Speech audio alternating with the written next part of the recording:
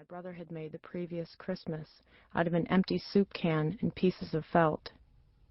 Diana was still sitting in the shady no-man's land when I returned. "Here's what we're going to do," I said, handing half the paper and a pencil to her. "We're going to write letters to each other as if we're already grown up. You tell me about your life, and I'll tell you about mine."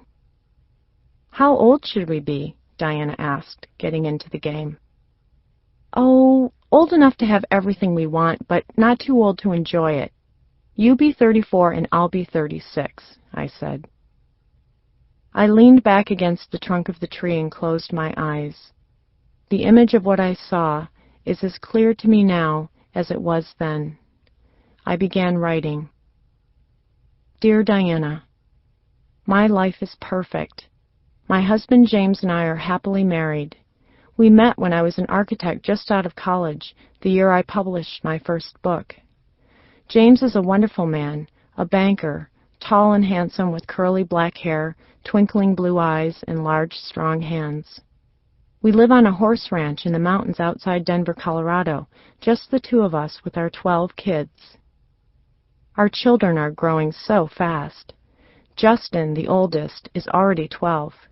The twins, Elizabeth and Anastasia, are 10. John is 9. Rebecca and Christian are 8. Emily is 7. Ben is 6. Julia and Molly are 4. Thomas is 3. And Sarah is 1. As you can imagine, they keep me very busy. I have time for myself, though, too. I love to go horseback riding in the mountains, paint, write, or play tennis during the day. At night, James and I often go to fancy restaurants with our friends. Our family lives in a lovely old Victorian mansion that's painted blue with white gingerbread trim. It has a large porch that goes all the way around the house, and bedrooms for each of our kids. A swing hangs from the branches of a tree in the front yard, and in the back there's a playhouse with lace curtains in the windows, barns with chickens and goats, and a rolling green horse pasture. Despite the demands of our busy household, I am able to manage everything quite effortlessly. I love my life and feel lucky to be the woman I am, the mother of 12 beautiful children, and James's wife. I hope your life is wonderful too, and that you will be coming to visit us here soon. Love, Maria. As I read my letter before handing it over to my sister, I felt warm and quiet inside. I loved this woman I imagined I would become, this capable, vibrant, sexy, beautiful wife and mother. I knew that her toes were manicured, her purse well organized, and her children neatly dressed and polite. I loved her life, the wholeness and fullness, joy and satisfaction in it. I felt as if great things were possible for me, things that felt real and familiar, even though there was no evidence of them in the life I was now living.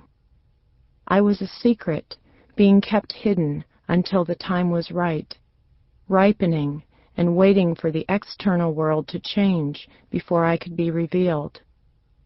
I imagined this woman I would become as if it were already done, as if it were already true for me.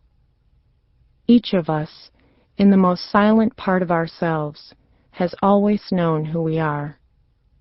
The eyes that look into ours from the image in the mirror recognize something that does not change with time or age.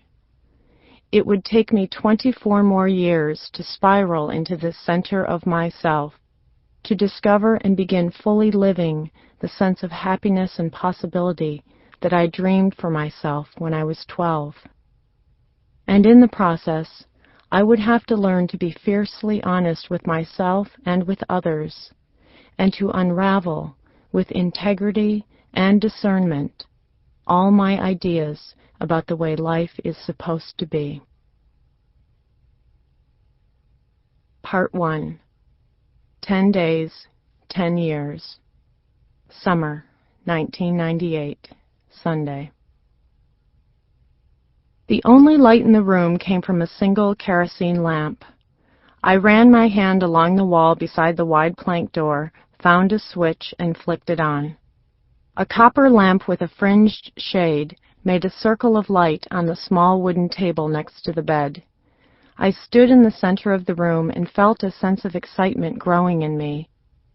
Although I had dreamed of this moment for years, envisioned this place many times before, I hadn't ever truly believed it would happen. The idea of a retreat had been planted in my heart in the first months after Hannah's death. Holding her lifeless body in my arms, part of me had released itself. Something in me had irreparably changed. I had known then that I would have to get away, to immerse myself in a silence that was only mine if I were to ever understand fully what had happened, if I were ever to know what I was supposed to do next. The Hermitage, the center where I was now staying, had been established years ago by an elderly Mennonite couple who had converted a huge barn into several floors of small bedrooms, libraries, and a kitchen dining room. For a modest fee, guests were given their own rooms and bath and encouraged to spend their days quietly on their own, reading, painting, writing, or walking in the fields and surrounding woods. All meals except for breakfast were prepared by Mary and served to guests around the farm table in silence. It seemed the perfect space for my retreat. Now, gazing around the room, I felt as if I had been transported into another timeless place, far from any life I had ever known. The walls were paneled with knotted pine boards that climbed horizontally to the beamed ceiling. 2 screened windows on wide hinges were open to the warm summer evening, their white lace curtains catching the breeze. A well-worn plank floor was partially covered by a brown braid rug, and along one wall, facing the largest window, was a double bed with a carved wooden headboard and muted patchwork quilt. A small teddy bear with button eyes and suede paws leaned against the pillow. I laid my suitcase on the bed and began to unpack. I stacked my folded clothes in the drawers of the simple bureau, placed my new journal alongside a silver pen on the small desk that sat beneath the window across from the bed, and slid several photographs of my husband Claude and our 4 children, Will, 10, Hannah, who would have been 7, Margaret, 3, and Madeline, 2, under the edges of the window frame above. In the drawers of the desk, I put pages of drawing paper, a few pencils, and a deck of cards. Beneath the second window next to the dresser was a small kneeling bench with a wooden shelf nailed to the wall above it. Here I placed a votive candle and the gold cross I wore around my neck during the last year of Hannah's life. When I had finished, I slid my suitcase under the bed and sat down in the large upholstered reading chair in the corner. From my vantage point, I could see fireflies blinking in the dark outside the windows. I sat quietly, not moving, feeling myself breathe. Mary, the caretaker, had told me when I checked in that one other guest was scheduled to arrive in a day or 2. Other than that, I would be on my own. Having shared a room with 2 younger sisters until I was 18, and never having lived on my own, the idea of so much solitude and silence seemed too good to be true. Sitting in the light of the flickering lamp, I heard a rustling noise just outside the window and felt a shiver up my spine. Quickly I stood up, and with a running start leaped across the floor onto the bed, just as I had as a little girl, afraid of monsters that lurked in dark corners. Undressing beneath the covers, I dropped my clothes onto the floor and burrowed beneath the soft sheets and thick quilt. Closing my eyes against the dark and silence, I fell almost immediately into a deep sleep.